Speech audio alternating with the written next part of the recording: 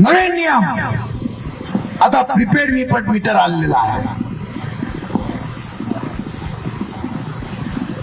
पैसे भरले नाही की मीटर जाऊ.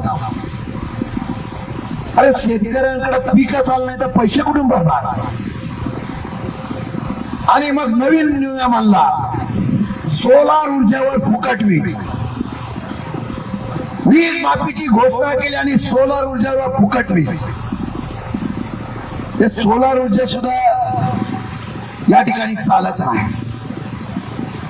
गाण्याला भाव नाही, हमी भाव नाही, अनेक प्रश्न आहेत. आमचा हा मोर्चा इथं आलेला आहे. हा मोर्चा इशारा देऊ इच्छितो या सरकारला. शेतकऱ्यांच्या जीवावर तुम्ही मतावर या ठिकाणी निवडून आलेला आहात. तुम्ही हल्ली शहराकडे बघताय, कधी मेट्रोला पैसे देताय, बुलेट ट्रेनला पैसे देताय, सगळ्यांना पैसे देताय.